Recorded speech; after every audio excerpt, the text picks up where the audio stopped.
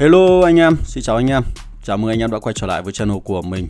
Và trong video clip ngày hôm nay thì chúng ta sẽ quay trở lại với series hướng dẫn anh em chơi pháo binh từ đầu. Và tập hôm nay sẽ là tập số 4. Mình lấy một cái tên tiêu đề nó khác đi để cho nó kêu một chút. Ultimate Artillery Setup Mastering the Battlefield in the Warpath phiên bản 11.2.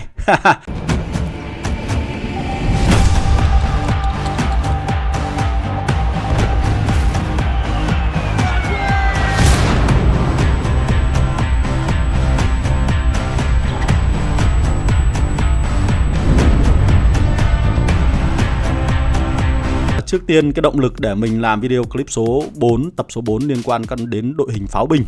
Đó là sau khi mình công bố cái video về bảng xếp hạng các sĩ quan pháo binh thì cũng đã có nhiều anh em, trong đó có bạn này đã yêu cầu mình làm một video clip về việc setup làm thế nào để có thể setup được một cái đội hình dành cho 4 pháo binh. Đây là một cái câu hỏi khó, bởi vì càng có nhiều biến số thì chúng ta sẽ càng có nhiều trường hợp, mà càng có nhiều trường hợp xảy ra thì cái độ phức tạp nó càng cao. Cho nên là để giảm thiểu cái độ phức tạp ấy đi thì chúng ta sẽ xây dựng nó từ đầu, để làm sao đến cái đơn vị pháo binh thứ tư thì chúng ta sẽ có một dàn sĩ quan cộng với đội hình nó ưng ý nhất. Ok, thì trước khi bắt đầu các bạn có thể xem lại hai cái video clip phần 2 và phần 3 của mình. Đây là hai cái video clip dạng cốt lõi để xây dựng cho các bạn cái tư duy khi chúng ta bắt đầu chơi trò chơi game Warpath. Đến khi mà các bạn có được tư duy ở trong đầu thì chúng ta sẽ khả năng tự lựa chọn được các cái sĩ quan phù hợp cho mình nhá. Rồi, ở đây thì mình lấy tạm một cái hình của pháo binh liên minh tự do. Còn thực tế trong quá trình chơi trò chơi game này, các bạn hoàn toàn có thể xây dựng các đơn vị pháo binh của đảng trật tự và sư đoàn tiên phong xen kẽ. Và đối với những người chơi free to play thì có lẽ chúng ta nên có đội hình gồm 3 đơn vị pháo của 3 phe thì nó sẽ dễ xây dựng hơn. Thì tuy nhiên là mình vẫn cứ hướng đến một cái đích đến, đấy là làm thế nào để có thể được nhiều đơn vị pháo của cùng một phe nhất có thể. Trong đó là phe Liên minh Tự do là một trong số những phe mà mình recommend khá là cao. Còn thực tế thì các bạn sẽ có phôi của các đơn vị đảng trật tự và sư đoàn tiên phong thì các bạn vẫn cứ nâng cấp pháo bình thường, và hai đơn vị pháo đó chúng ta vẫn sử dụng được bình thường. Tuy nhiên là chúng ta sẽ coi nó là các co 2 và co 3 trong đội hình của chúng ta, tức là những cái co phụ để chúng ta bổ sung thêm vào trong đội hình. Đến khi nào mà nó thực sự cứng cáp và đến khi nào chúng ta có thêm một đơn vị pháo của Liên minh Tự do thì chúng ta sẽ thay thế nó dần dần.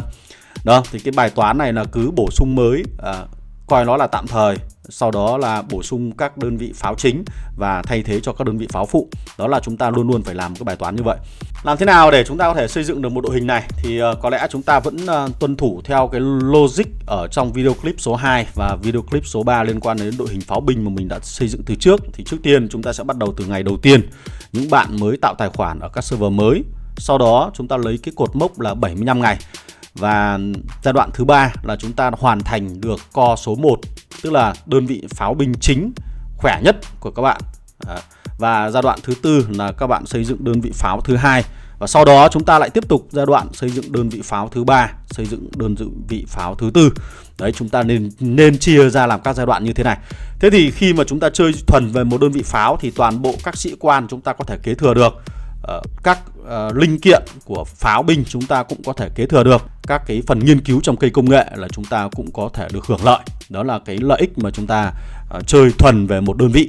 Ok, rồi thế thì ở trong video clip số 2, phần 2 thì mình đã chia sẻ về cái quá trình mà chúng ta có thể xây dựng đội hình pháo, một đơn vị pháo cho các bạn trong giai đoạn từ khi bắt đầu trò chơi đến khi mà chúng ta có được một đơn vị pháo hoàn chỉnh. Thì hai sĩ quan xuất hiện trong đơn vị pháo của các bạn ở trong video clip số 2, phần 2, đó là cô nàng anh hùng nhân dân và nắm đấm ong chích. Tuy nhiên là cái video clip số 2 thì nó diễn ra khá là lâu rồi, và khi bản cập nhật 11.2 ra đời thì nó lại công bố, nó lại giới thiệu thêm các sĩ quan pháo binh mới. Cho nên là chúng ta có thể xem lại cái video clip về bảng xếp hạng các sĩ quan pháo binh ở tháng 12 năm 2024 để các bạn có thể tham khảo thêm, rút kinh nghiệm của phần cuối cùng trong video clip đó thì chúng ta có một cái phần bảng xếp hạng sắp xếp các sĩ quan pháo binh dạng đơn giản như các bạn có thể nhìn thấy ở trên màn hình. Ok. Thế thì ở trong này chúng ta có thể dễ dàng thấy được là cô nàng anh hùng nhân dân luôn luôn là được xếp thứ hạng SC ở trong cái bảng xếp hạng này, mặc dù cô chỉ có thế hệ số 1. Và đây là cái recommend cực kỳ cao dành cho những ai mà muốn đi theo đường pháo binh. Sau đó đến các sĩ quan của quầy rượu, chúng ta có cô nàng Madame Vindicta là vừa mới xuất hiện. Sau đó là nữ thần tự do và tóc đỏ cũng được đánh giá là ở hạng S. Và ở hạng A chúng ta sẽ có 2 sĩ quan của thế hệ thứ 4 là nắm đấm ong chích cộng với lãng khách tương lai. Đó. Nó có thêm những sĩ quan như thế này cho nên là cái hướng xây dựng đội hình ở trong giai đoạn đầu của trò chơi chúng ta sẽ phải phân hóa nó ra và nó có sự thay đổi một chút so với cái phần 2 của video clip. Rồi dựa vào cái bảng phân hóa này chúng ta sẽ có với 2 trường hợp là tấn công ở ngoài chiến trường và đi đốt cháy các căn cứ của kẻ địch, hoặc là chúng ta chơi dạng rùa hoặc là solo bay to bay, hoặc là mình hay gọi là cái trường hợp là nằm ngửa để hưởng thụ ấy. Thế thì lòng cốt ở đây vẫn là cô nàng anh hùng nhân dân làm kỳ chính cho sĩ quan ở trong đơn vị pháo thứ nhất của mình. Thì mình trước tiên cứ xây dựng từ cái đội hình mà một pháo binh trước đi. Đó, thế thì mình phải xác định xem phong cách chơi của mình là gì. Thì mình sẽ có 2 cái hướng xây dựng sĩ quan, là 2 cái lựa chọn. Nếu như các bạn thích đốt cháy các căn cứ hoặc là chiến đấu ở ngoài cánh đồng thì mình recommend cực kỳ cao anh chàng lãng khách tương lai. Còn nếu như các bạn thích một cái phong cách chơi là nằm ngửa đợi đối thủ đến bế thì chúng ta có thể chọn nắm đấm ong chích và chơi quá trình phòng thủ. Trong giai đoạn đầu của trò chơi chúng ta không có nhiều tượng vàng, các bạn chỉ có thể lựa chọn một trong 2 cái sĩ quan này thôi. Và mình đoán rằng là cỡ khoảng 100 ngày đầu tiên thì các bạn mới có được sĩ quan anh hùng nhân dân ở dạng thức tỉnh. Thì sau đó cỡ khoảng 3 đến 4 tháng nữa chúng ta mới có được một trong 2 anh chàng này. Cho nên là chúng ta cần phải cân nhắc thật là kỹ trong quá trình mà mình lựa chọn sĩ quan nhé. Và một khi đã đầu tư vào một sĩ quan nào đó thì các bạn cần phải đưa nó đến trạng thái thức tỉnh trước khi chúng ta nghĩ đến các sĩ quan khác và nghĩ đến đơn vị pháo khác. Tuyệt đối không được dao động, không được mông lung, bởi vì cái quá trình dao động nó sẽ khiến cho các bạn nâng nhầm các skill khác của các sĩ quan khác, khiến cho chúng ta bị rối loạn trong quá trình mà hoàn thiện các đơn vị pháo của mình. Ok. Rồi, tiếp theo là đến đội hình 2 pháo binh. Đội hình 2 pháo binh thì do là chúng ta hoàn thiện các đơn vị pháo nó sẽ dễ hơn là hoàn thiện các sĩ quan, bởi vì là chúng ta vẫn mở thẻ hàng ngày và nhiều người sẽ có khả năng nâng cấp được một đơn vị pháo thứ 2 sớm hơn khi chúng ta có khả năng sở hữu nhiều sĩ quan hơn. Đấy là tùy thuộc vào điều kiện kinh tế của mỗi người. Thế thì trong trường hợp mà chúng ta không có nhiều điều kiện về tượng vàng và sĩ quan thì các bạn hoàn toàn có thể tận dụng 2 cái sĩ quan cũ của mình là anh chàng cỗ máy tác chiến và cô nàng Percy. Đây là 2 sĩ quan khởi đầu mà được nhận miễn phí. Một là nhận ở trong cửa hàng liên minh, và 2 là hoàn thành sự kiện con đường ngoan cường hoặc là nâng cấp bất kỳ một sĩ quan nào đó lên level 60 là chúng ta cũng có thể sở hữu được cô nàng Percy ở dạng thức tỉnh. Và Percy khi đi kèm với anh chàng nắm đấm ong chích hoặc là cỗ máy tác chiến sẽ được kết hợp với nắm đấm ong chích để thực hiện cái để chơi theo cái lối chơi solo và phòng thủ. Ok. Đó, thì khi mà có đội hình 2 pháo binh thì chúng ta sẽ nhìn nó giống như thế này.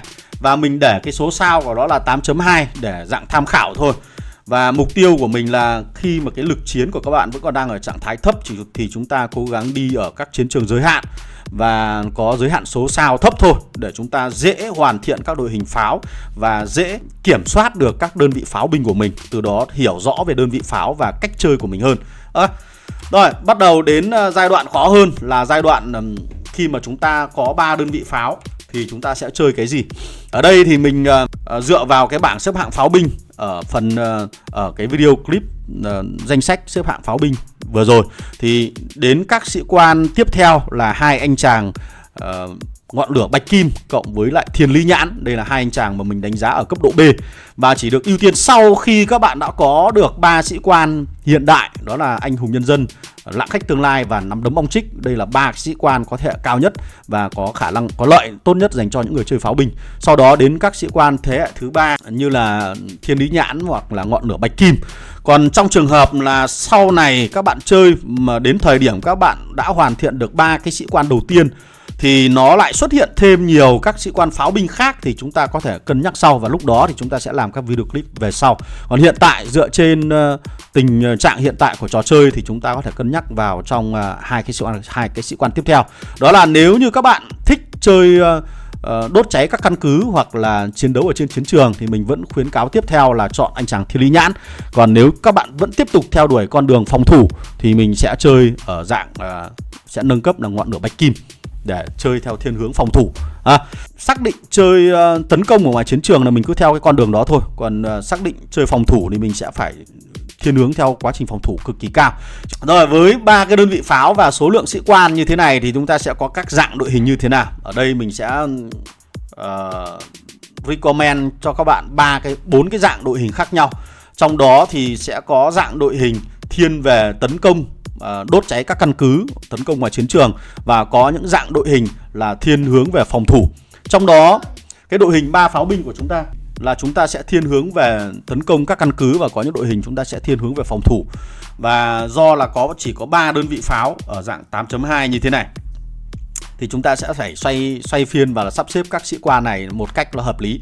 Ở trong đó, ở 2 đội hình đầu tiên thì chúng ta sẽ thiên hướng về đốt cháy các căn cứ của kẻ địch, và 2 đội hình tiếp theo sẽ có thiên hướng là chúng ta sẽ phòng thủ ở trong căn cứ của chúng ta là nhiều hơn. Thế thì trong mỗi cái dạng đội hình như thế này nó sẽ có ưu và nhược điểm khác nhau. Đó.